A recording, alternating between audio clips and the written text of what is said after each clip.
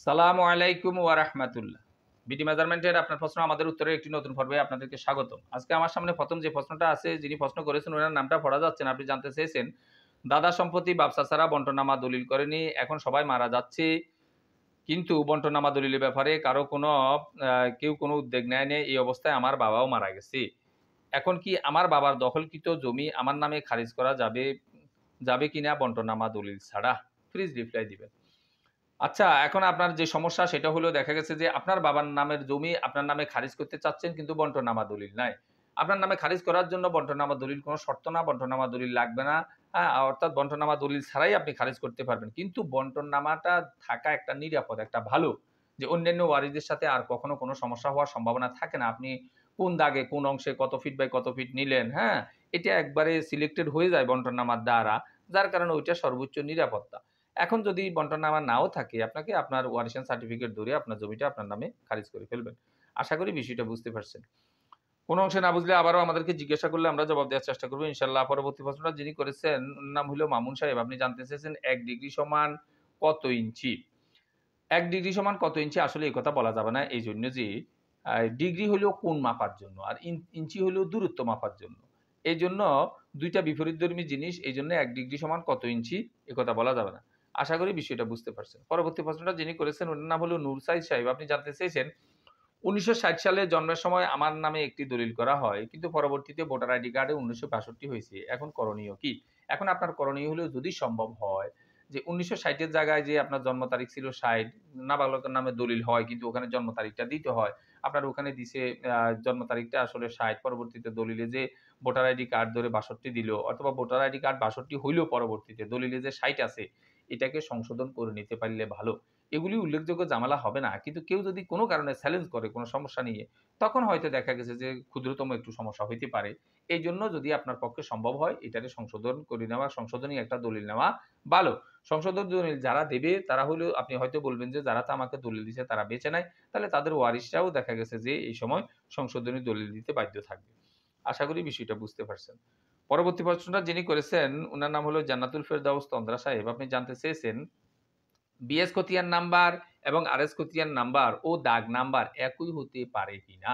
BS খতিয়ান number এবং RS খতিয়ান নাম্বার এবং উভয়টার দাগ নাম্বার কোনো সময়, একবারে খুব রেয়ার আইটেম, খুবই কম, একই হইতে পারে। ধরেন একটা মৌজার একবারে শুরুর জমি, অথবা এমন একটা এলাকার জমি যেটা ২০, ৩০, ৪০, ৫০ বছর ধরে এটা অনাবাদি, হ্যাঁ, পানির নিচে থাকে, বসতবাড়িও এরকম কিছুও হয় না।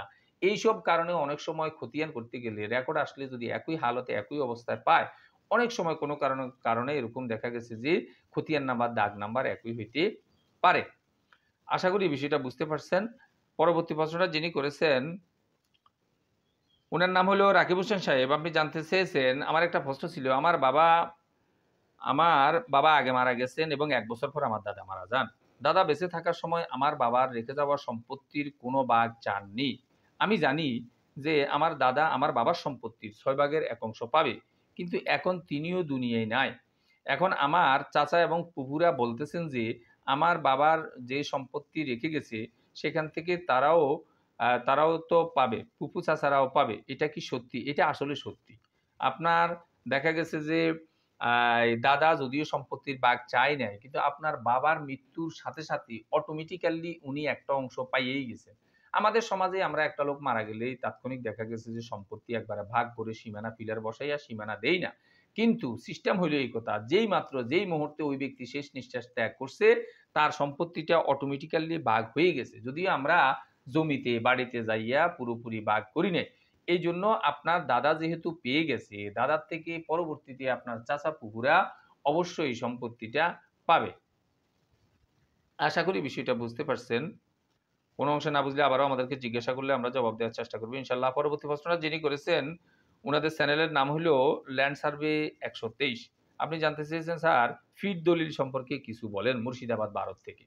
ফিট দলিল আমাদের এইদিকে এই দলিলগুলাকে ভায়া দলিলও বলা হয়। অর্থাৎ আপনি যে ব্যক্তির কাছ থেকে জমিটা নিলেন, ওই ব্যক্তি এই জমিটা আরো অন্য ব্যক্তির কাছ থেকে, অন্য ব্যক্তির কাছ থেকে, অন্য পর্যায়ক্রমে এরকম কয়েকটা হাত বদল জমিতে হইছে। আপনার কাছে সর্বশেষ যে দলিল, এটা আপনার মূল দলিল। এর পিছনে যে হাত বদল হইছিল জমিটা, এগুলি সবই আপনার জন্য ভায়া দলিল বা ফিট দলিল এরকম বলা হয়। এগুলি আর ওই মালিকের, পিছনের মালিকদের কোনো কাজ থাকে না। সর্বশেষ মালিক যার, তার কাছে এটা দিয়ে দেয় এবং সর্বশেষ দলিলের ভিতরে পিছনের এই দলিলগুলোর নম্বরও দেওয়া থাকে। এইজন্য এগুলি আপনার কাছে রেখে দেওয়া নিরাপদ রাখলেন। হ্যাঁ? আর দেখা গেছে যে আপনার সর্বশেষটার ভিতরে তো পিছনে যদি ২ ৪ ৫ টা ৭ টা দলিলও হয়ে থাকে, এই সবগুলোর কিন্তু ধারাবাহিক নম্বরটা থাকবে। আশা করি বিষয়টা বুঝতে পারছেন। কোন অংশ না বুঝলে আবারও আমাদেরকে জিজ্ঞাসা করলে আমরা জবাব দেওয়ার চেষ্টা করব ইনশাআল্লাহ। ভিডিওটি ভালো লাগলে লাইক, কমেন্ট এবং শেয়ার করবেন। আমাদের ধারাবাহিক ভিডিওগুলো পাওয়ার জন্য চ্যানেলটাকে সাবস্ক্রাইব করবেন। এই আশাবাদ ব্যক্ত রেখে আমাদের আজকের প্রশ্নোত্তর পর্বটা এখানে শেষ করছি। আল্লাহ হাফেজ।